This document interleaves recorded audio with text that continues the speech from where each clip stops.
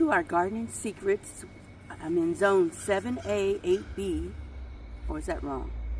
No, that should be 7B, 8A, y'all.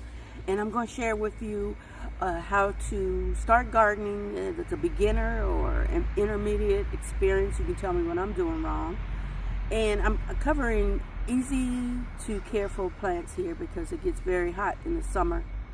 And I'm going to share with you information in regards to the soil that I have here and the zone. Like I said, it's 7B, 8A.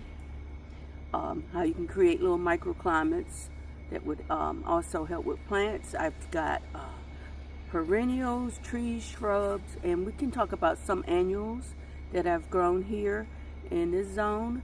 And so let me keep watching. I'm going to show you some clips of my garden.